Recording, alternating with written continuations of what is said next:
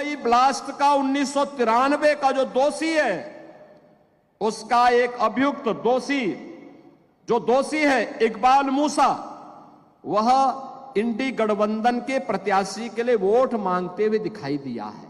अब आप मुझे बताओ, क्या आप मुंबई ब्लास्ट के अपराधियों को स्वीकार करेंगे क्या? औरंगजेब की आत्मा घुस गई है कांग्रेस में, और इसलिए बहनों और भाइयों, क्या औरंगजेब को यह देश बर्दाश्त करेगा क्या? महाराष्ट्र बर्दाश्त करेगा क्या? क्या आप इसको स्वीकार करेंगे क्या? बहनों और भाइयों, अगर हमने अयोध्या में रामलला को विराजमान किया है, तो जितने दंगाई थे, जितने बड़े बड़े माफिया कांग्रेस ने और समाजवादी पार्टी ने वहां पाले हुए थे, इन सब की हमने राम नाम सत्य है की यात्रा भी निकाल दी है।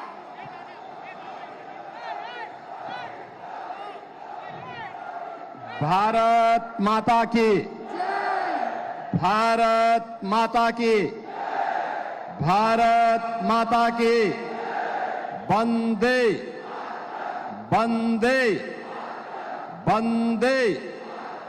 छत्रपति शिवाजी महाराज की, छत्रपति शिवाजी महाराज की, छत्रपति शिवाजी महाराज की।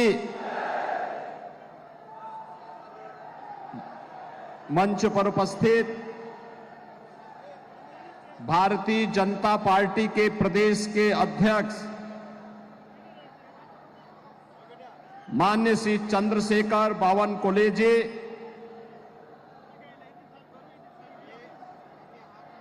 महाराष्ट्र सरकार के माननीय मंत्री श्री दादा साहेब भोसे जी, राज्यसभा के माननीय सांसद श्री अजीत जी, आमदार जयकुमार रावल जी, मंगेश जी चौहान, जिलाध्यक्ष मालेगांव श्री नीलेश कचुए जी, जिलाध्यक्ष श्री गजेंद्र जी, बावन राव चौधरी जी, और राष्ट्रीय संयोजक बेटी बचाओ बेटी पढ़ाओ डॉक्टर राजेंद्र फड़के जी, और मेरे संसद के मित्र उच्च शिक्षित कैंसर सर्जन, आपके मेंबर ऑफ पार्लियामेंट, और इस चुनाव में फिर भारतीय जनता पार्टी और एनडीए के प्रत्याशी डॉक्टर सुभाष जी भामरे, और इस धुलिया पार्लियामेंट्री कॉन्स्टिट्यूंसी से जुड़े हुए मेरे सभी उपस्थित बहन और भाइयों, धुले की आराध्य एक बीरा माता के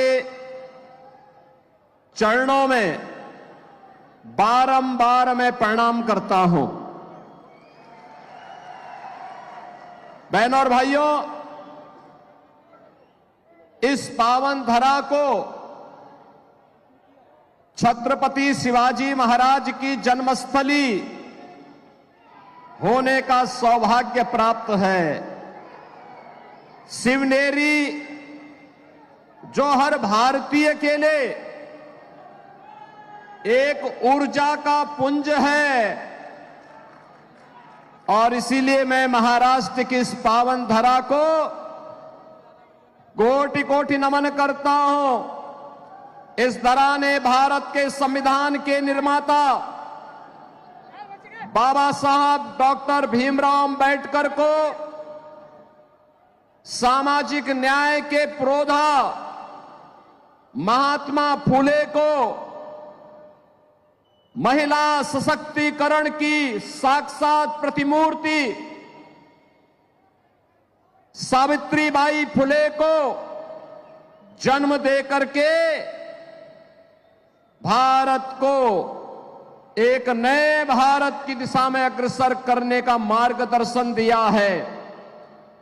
और हिंदू धर्म रक्षक स्वराज के अभियान के नेतृत्वकर्ता छत्रपति संभाजी महाराज की इस पावन धरा को, और जिस पावन धरा ने, जिस पावन धरा ने स्वतंत्र भारत में भारत की स्वतंत्रता के लिए 2-2 आजन्म कारावास की सजा सही ऐसे वीर सावरकर की इस पावन धरा को नमन करता हूं। स्वतंत्र भारत में हिंदुत्व की ध्वजा पताका को सदैव जीवंत रखने वाले सरदेव बाला साहब ठाकरे को भी मैं नमन करता हूं। बहनों और भाइयों, मैं जब यहां पे आता हूं, यहां के बारे में सुनता हूं, मुझे बहुत आश्चर्य होता है कि छत्रपति शिवाजी महाराज की पावन धरा में जब इस देश में मुगलों का आतंक था, उनका वर्चस्व था, उस कालखंड में छत्रपति शिवाजी महाराज ने हिंदवी स्वराज की स्थापना की थी। उस कालखंड में जब औरंगजेब हिंदुओं पर जजिया कर लगा रहा था और जो कर नहीं दे सकता था उसका जबरन मतांतरण करा रहा था, उस कालखंड में औरंगजेब के दंभ को चकनाचूर करके छत्रपति शिवाजी महाराज ने हिंदवी स्वराज का झंडा बुलंद करने का काम किया था और हिंदुस्तान के माथे को गर्व के साथ ऊपर उठाने का कार्य किया था। लेकिन मुझे आश्चर्य होता है, मुझे इस बात को लेकर के। मैंने सुना है कि कांग्रेस के प्रदेश के अध्यक्ष यहां आए थे और अपने संस्कारों के अनुरूप कह रहे थे कि कांग्रेस की सरकार आएगी तो राम मंदिर को धुलवाएगी। अरे यूपी की जनता तुम्हें उस लायक ही नहीं छोड़ेगी कि अयोध्या पहुंच भी पाओगे। अयोध्या में राम मंदिर का निर्माण भारत की 140 करोड़ लोगों की भावना का प्रतीक है। भारत के अंदर जब हमारा महाराष्ट्र देश के अंदर के सभी लोग मिलकर के मोदी जी के नेतृत्व में अपने वोट की कीमत को समझे हैं और मोदी जी का यशस्वी नेतृत्व उन लोगों ने स्वीकार करके मोदी जी को भारत का प्रधानमंत्री बनाया, तब कांग्रेस के कलंक को समाप्त करते हुए मोदी जी ने अयोध्या में राम मंदिर के निर्माण का मार्ग प्रशस्त किया है और आज तो अयोध्या में रामलला विराजमान हो गए हैं। मैं तो अयोध्या से ही आया हूं, कल ही मैं अयोध्या था। मुझे जब भी मौका मिलता है मैं अयोध्या जाता हूं। बहनों और भाइयों, ये भारतवासियों के लिए इससे बड़ी गौरव की बात क्या हो सकती है कि 500 वर्षों का इंतजार आज भारत के अंदर समाप्त हुआ। अयोध्या में रामलला फिर से अपनी जन्मभूमि में विराजमान हो गए। राम मंदिर का भव्य निर्माण हो गया है। जो लोग पहले कहते थे, ये कांग्रेस के लोग ही कहते थे ना कि अयोध्या में अगर हिंदुओं के पक्ष में फैसला होगा तो दंगा हो जाएगा, यही कहते थे, धमकाते थे, खून की नदियां बह जाएंगी, भारत पे हमला हो जाएगा। इन लोगों को पता ही नहीं कि ये नया भारत है, ये नया भारत है। बोलता नहीं है, करके दिखाता है, छेड़ता नहीं है, लेकिन अगर कोई छेड़ता है तो छोड़ता भी नहीं है। हमारा संकल्प था कि रामलला हम आएंगे, मंदिर वहीं। महाराष्ट्र से हजारों की संख्या में कार सेवक आए थे अयोध्या में राम मंदिर निर्माण के लिए, और मैं तो देख रहा था अपने राज्यसभा के हमारे माननीय सांसद श्री अजीत जी, ये तो 6 दिसंबर 1992 को भी वहीं थे, अयोध्या में ही थे। आज उनसे मुलाकात हो रही है। मैंने उनको बोला, मैंने कहा कुछ शकल जान पहचान लगती है आपकी। तब उन्होंने कहा मैं भी 6 दिसंबर को अयोध्या में ही था। बहनों और भाइयों, ये जो लोग कह रहे हैं ना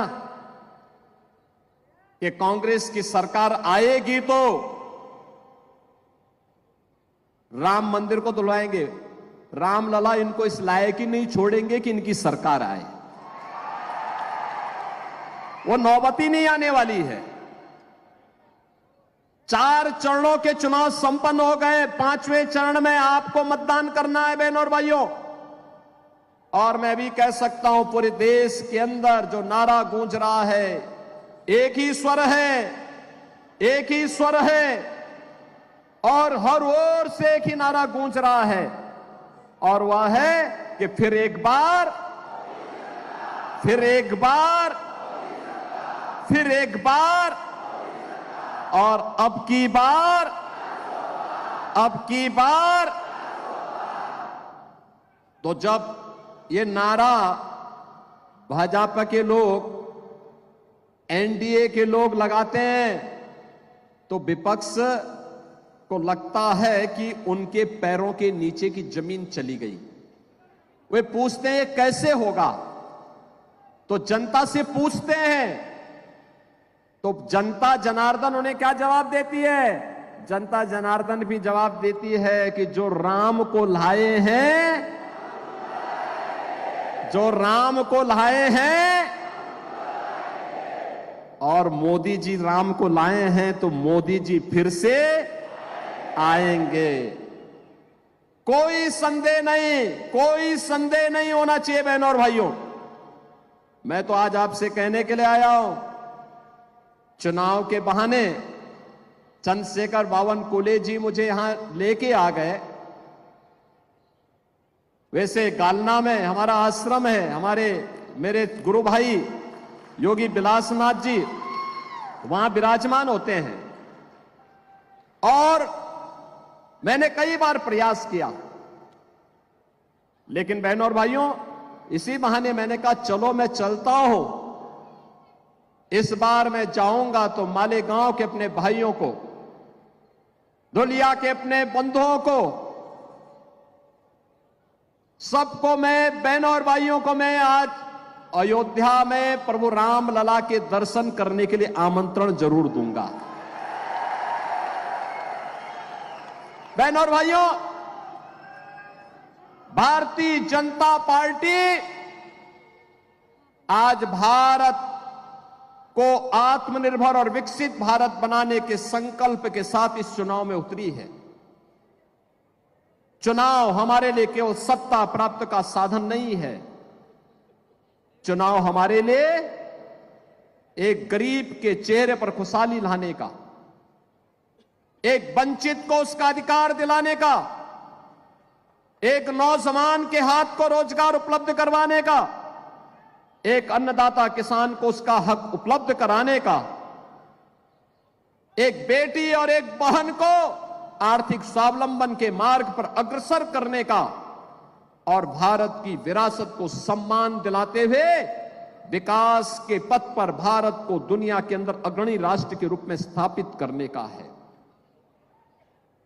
ये चुनाव केवल सत्ता प्राप्त करेंगे, जैसे कि कांग्रेस के लोग और इंडी गठबंधन कर रहा है कि जीतेंगे तो मिलके लूटेंगे। इनके लिए चुनाव क्या है? लूटने का एक माध्यम है।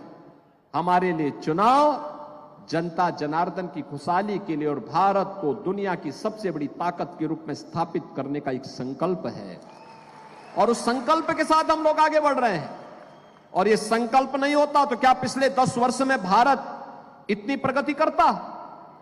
आपने देखा होगा नए भारत को मोदी जी के नेतृत्व में पिछले 10 वर्ष में भारत ने जो प्रगति की है अभूतपूर्व है। बहनों और भाइयों, दुनिया के अंदर सम्मान बढ़ा है। 2014 के पहले क्या स्थिति थी?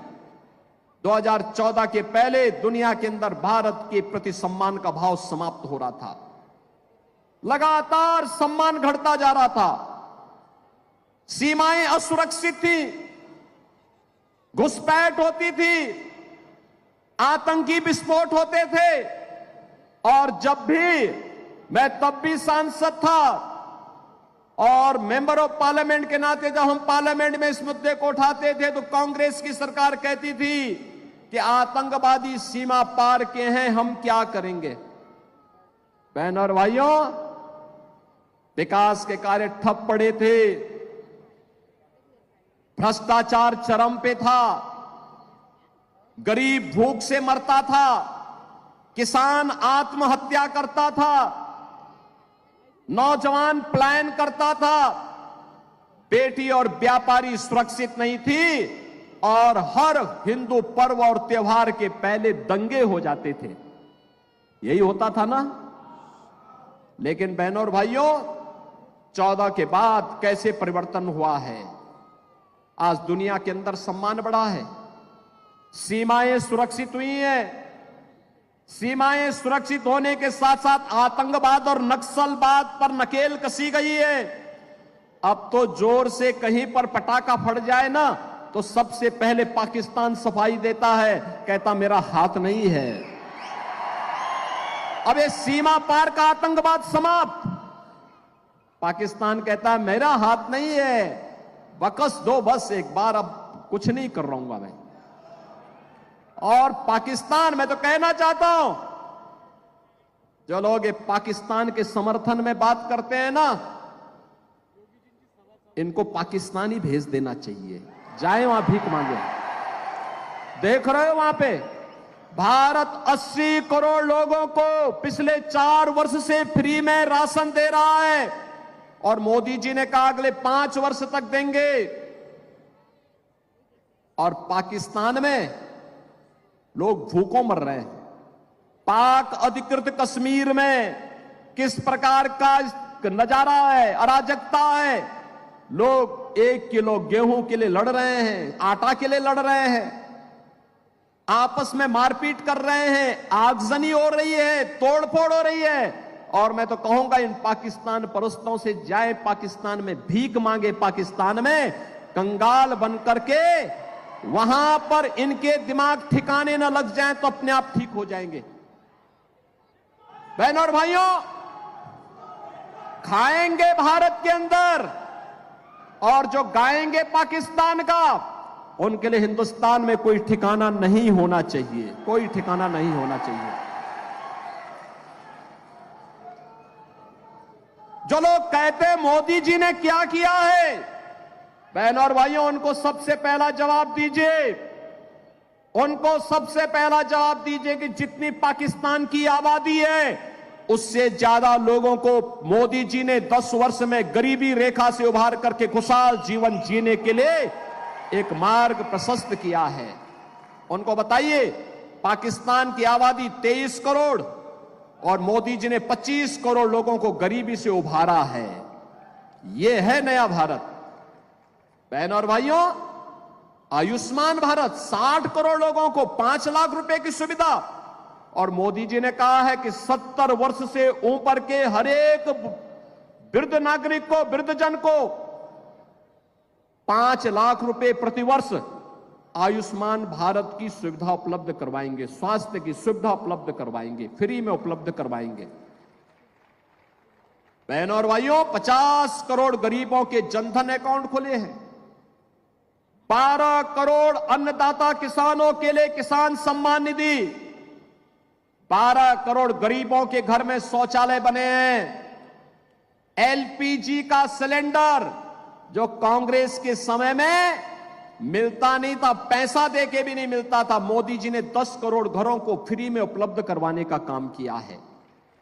और 4 करोड़ गरीबों के मकान बन गए हैं। और बाकी जितने बचे हैं अगले 5 वर्ष में मोदी जी ने कहा उन सब के लिए भी एक एक प्रधानमंत्री आवास उपलब्ध करवाने का काम करेंगे। बहनों और भाइयों, एक तरफ गरीब कल्याण की योजनाएं और दूसरी ओर इंफ्रास्ट्रक्चर, अरे महाराष्ट्र का तो सौभाग्य है, मोदी जी के नेतृत्व में आदरणीय नितिन गडकरी जी ने इंफ्रास्ट्रक्चर का ऐसा जाल बिछाया है, ऐसा जाल बिछाया है, दुनिया देखती रह जाती है। हाईवे, वर्ल्ड क्लास हाईवे, 4 लेन, 6 लेन, 8 लेन, 12 लेन की एक्सप्रेसवे बन रही है, हाईवे बन रहे हैं, एयरपोर्ट बन रहे हैं, IIT, IIM, AIIMS, triple IT, NIT, world class university, हर घर नल की योजना, और हर घर में नल होगा, नल में जल होगा, जल भी आरओ का होगा। यह भी मोदी जी के नेतृत्व में आज पूरे देश के अंदर लागू हो रहा है। और बहनों और भाइयों, ये तो मैं आपको धन्यवाद देने के लिए आया हूं। आपने यहां पर डॉक्टर सुभाष जी भामरे को अपना मेंबर ऑफ पार्लियामेंट बनाया था और बना रहे हैं।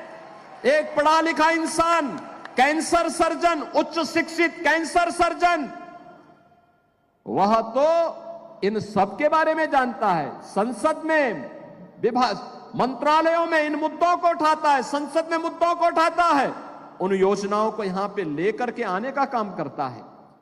एक तरफ यह भारत और दूसरी तरफ कांग्रेस के नेतृत्व में इंडी गठबंधन। बहनों और भाइयों, एक बात बताऊं मैं आपको, ये जो कांग्रेस है ना, हमें एक गफलत छोड़ देनी चाहिए कि ये कांग्रेस महात्मा गांधी वाली कांग्रेस है। ये महात्मा गांधी वाली कांग्रेस नहीं है। ये कांग्रेस वह कांग्रेस नहीं जिसको सरदार पटेल ने, लोकमान्य तिलक जी ने जिस कांग्रेस को नेतृत्व दिया था, ये कांग्रेस सोनिया कांग्रेस है, सोनिया कांग्रेस, राहुल कांग्रेस है। ये कांग्रेस अब इसका जो परिवर्तित रूप है, ये परिवर्तित रूप इसका क्या है? ये परिवर्तित रूप है, यह अपने आप तो कुछ कर नहीं सकती, इसने किया भी नहीं है, ये करना भी नहीं चाहती है, लेकिन यह इसका जो घोषणा पत्र है, इलेक्शन मैनिफेस्टो जो इन्होंने जारी किया है, अगर इनके इलेक्शन मैनिफेस्टो को अगर आप देखेंगे तो बहनों और भाइयों आपको लगेगा कि ये मुस्लिम लीग का मैनिफेस्टो है, कांग्रेस का नहीं लगेगा। दूसरा, इस पे इसने जो घोषणाएं की हैं, ये कहती है 2-3 चीजें इतनी खतरनाक हैं।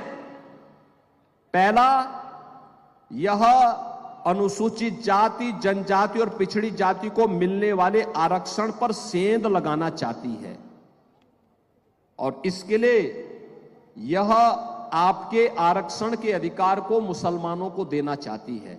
क्या अनुसूचित जाति और पिछड़ी जाति के हिंदुओं को मिलने वाला आरक्षण आप कांग्रेस को देना चाहेंगे? कांग्रेस के माध्यम से मुसलमानों को देना चाहेंगे क्या? धर्म के आधार पर आरक्षण का विरोध बाबा साहब भीमराव अंबेडकर ने भी किया था। ये लोग बाबा साहब भीमराव अंबेडकर का अपमान करना चाहते हैं। दूसरा, कांग्रेस ने जब यूपीए की गवर्नमेंट थी, तब जस्टिस रंगनाथ के अध्यक्षता में कमेटी गठित की थी, और उस कमेटी ने एक रिपोर्ट दी। उस रिपोर्ट में कहा गया कि पिछड़ी जाति को मिलने वाला आरक्षण में से 6% आरक्षण मुसलमानों को देना चाहिए। बीजेपी और एनडीए ने विरोध किया था। बहनों और भाइयों, कांग्रेस की मंशा उस समय हम लोगों ने पूरी नहीं होने दी थी। मैं संसद में था, हम विरोध करते थे, कई दिनों तक विरोध चला। और बहनों और भाइयों, यही नहीं, जब वह उसको लागू नहीं कर पाए तो उन्होंने बैक डोर से फिर जस्टिस राजेंद्र सच्चर की अध्यक्षता में कमेटी गठित की। जस्टिस राजेंद्र सच्चर ने यह व्यवस्था करने का प्रयास किया कि मुसलमानों की कुछ जाति को अनुसूचित जाति में शामिल करके उनको अनुसूचित जाति का आरक्षण दे दिया जाए। हमने तब भी विरोध किया था। हमने कहा बाबा साहब भीमराव अंबेडकर की भावना के विरुद्ध है यह आरक्षण, यह मुस्लिम आरक्षण नहीं हो सकता, हम इसका विरोध करते हैं। और आज कांग्रेस का मैनिफेस्टो फिर से मुस्लिम आरक्षण की वकालत करता है। हमें इसका विरोध करना चाहिए। यह भारत के विभाजन की आधारशिला है। दूसरा, बहनों और भाइयों, कांग्रेस के शहजादे क्या कह रहे हैं?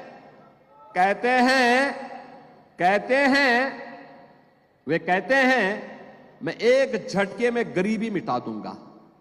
उनसे पूछा गया कि गरीबी कैसे मिटाएंगे, कैसे हटाएंगे गरीबी? उसने कहा वेल्थ इमरजेंसी से। यानी इमरजेंसी और कांग्रेस ये दोनों एक दूसरे के पूरक हैं। इमरजेंसी कांग्रेस के डीएनए का पार्ट बन चुका है। वेल्थ इमरजेंसी का मतलब वह आपकी संपत्ति का सर्वे करवाएंगे। संपत्ति का सर्वे करा करके फिर उस पे एक विरासत टैक्स लगाएंगे।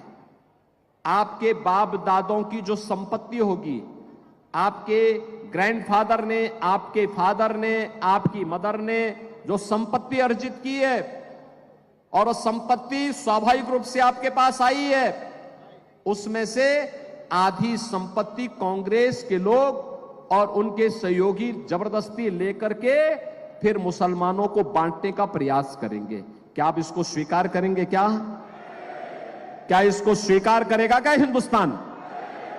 और बहनों और भाइयों, इसीलिए मैं कहता हूं ये कांग्रेस का विरासत टैक्स या औरंगजेब का जजिया कर है। औरंगजेब की आत्मा घुस गई है कांग्रेस में, और इसलिए बहनों और भाइयों, क्या औरंगजेब को यह देश बर्दाश्त करेगा? क्या महाराष्ट्र बर्दाश्त करेगा? क्या आप इसको स्वीकार करेंगे? क्या?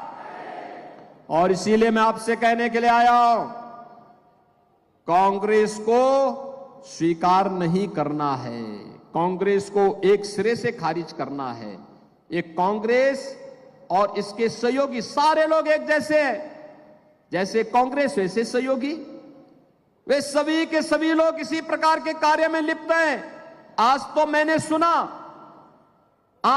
इस बात को देखा। मैं एक समाचार पत्र पढ़ रहा था और समाचार पत्र में मैं देख रहा था कि किस तरीके से इनके द्वारा चुनाव प्रचार किया जा रहा है और चुनाव प्रचार में किस प्रकार की बातों का यहां पर खुलासा किया जा रहा है। यह मैं मुंबई का ही देख रहा था, और मुंबई में मैं देख रहा था कि मुंबई में एक प्रत्याशी है, यानी मुंबई ब्लास्ट का 1993 का जो दोषी है, उसका एक अभियुक्त दोषी है इकबाल मूसा, वह इंडी गठबंधन के प्रत्याशी के लिए वोट मांगते हुए दिखाई दिया है। अब आप मुझे बताओ, क्या आप मुंबई ब्लास्ट के अपराधियों को स्वीकार करेंगे? क्या जिन लोगों ने हजारों लोगों को मारा हो, जिन लोगों ने हजारों करोड़ की संपत्ति को नुकसान पहुंचाया हो, वे खुलेआम वोट मांगे? क्या इसको हम स्वीकार करेंगे? बहनों और भाइयों, मैं आज आपसे कहने के लिए आया हूं, एक बात कहने के लिए आया हूं। भारतीय जनता पार्टी और सहयोगी दल ही, एनडीए ही भारत को सुरक्षा दे सकती है। और किस रूप में दे सकती है, इसका मॉडल मैं आपको बताता हूं। उत्तर प्रदेश में मैं पिछले 7 वर्ष से चीफ मिनिस्टर हूं। 7 वर्ष में उत्तर प्रदेश में तो 6.5 करोड़ मुस्लिम आबादी है। आपने कभी वहां दंगा सुना है क्या?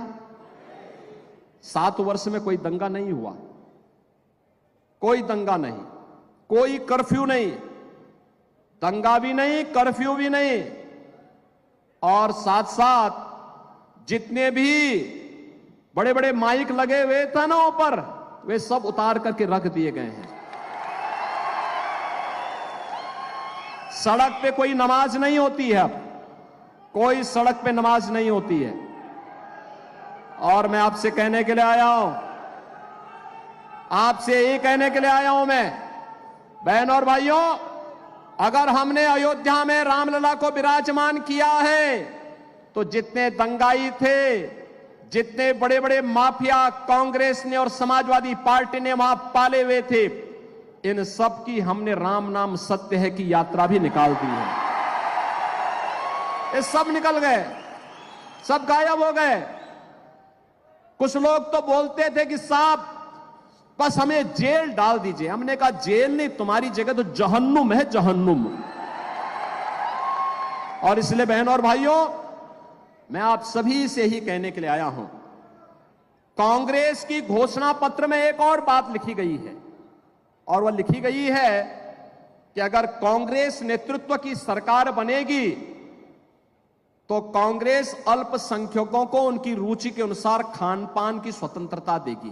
बहनों और भाइयों, मैं पूछना चाहता हूं, ऐसा कौन सा खान पान है जो बहुसंख्यक और अल्पसंख्यक जिसमें मत भिन्नता रखते हैं? वह केवल गौ मांस है। हिंदू जो भी होगा वो कहेगा कि नहीं, गाय हमारी माता है, जन्म जन्म का नाता है। हमारे पास तो उदाहरण है छत्रपति शिवाजी महाराज का।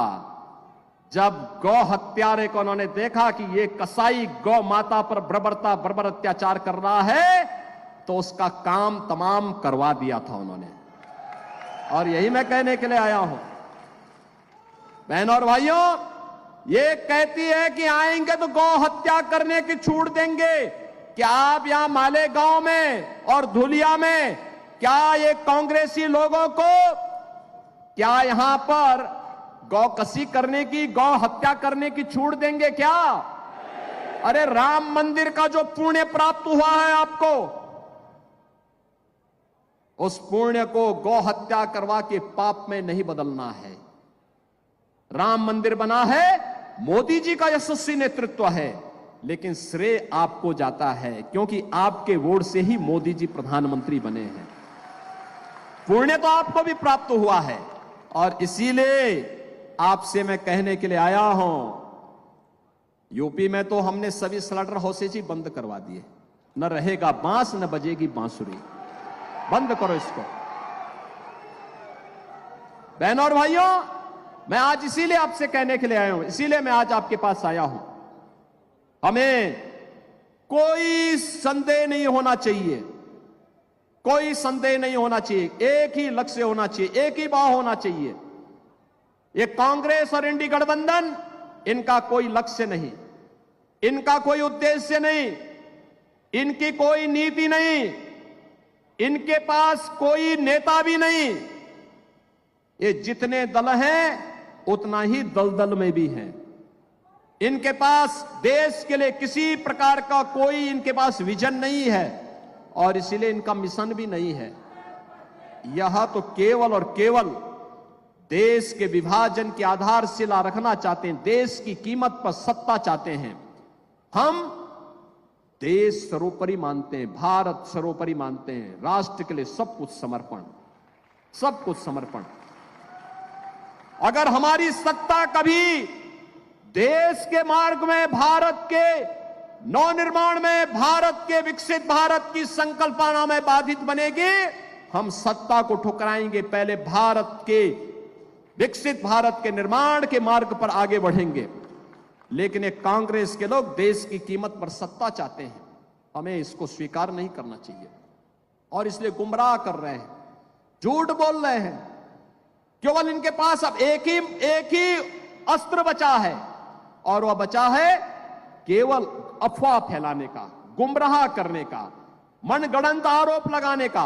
केवल यही एकमात्र इनके पास बचा हुआ है, और इसलिए गुमराह नहीं होना है।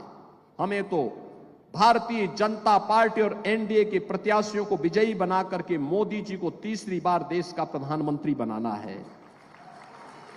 इसलिए बनाना है जिससे छत्रपति शिवाजी महाराज की हिंदवी स्वराज के सपने को हम स्वतंत्र भारत में साकार कर सकें। इसलिए बनाना है जिससे सरदेव बाला साहब ठाकरे के सपनों के साकार करते हुए एक ऐसा भारत बनाना है जिस भारत में खुशहाली हो, जो दुनिया को नेतृत्व देने वाला हो, हमारी बेटी भी और व्यापारी भी सुरक्षित हो, अन्नदाता किसान के चेहरे पर खुशी हो, हर नौजवान के हाथ को कार्य हो।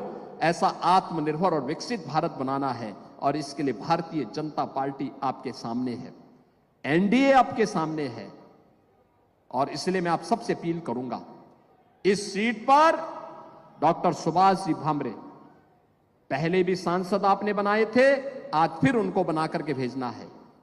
और इसीलिए मैं आपसे कहने के लिए आया हूं, मैं आज अयोध्या से अपना कार्यक्रम स्थगित करके सीधे आपके पास आया हूं, आपसे विनम्र अपील करने के लिए इस सीट पर डॉक्टर सुभाष जी भामरे चुनाव विजयी बनकर के जाएं और फिर आपको लेकर के अयोध्या में रामलला का दर्शन करने के लिए आए। मैं उनसे भी कहूंगा, यहां के जितने भी हमारे एमएलएज हैं, इनसे भी कहूंगा, ये सब एक साथ आए, मुझे केवल एक बार सूचना दे देंगे। आज अयोध्या नई अयोध्या बन गई है बहनों और भाइयों। ऐसे लगता है जैसे भगवान राम के समय की अयोध्या फिर से आ गई हो।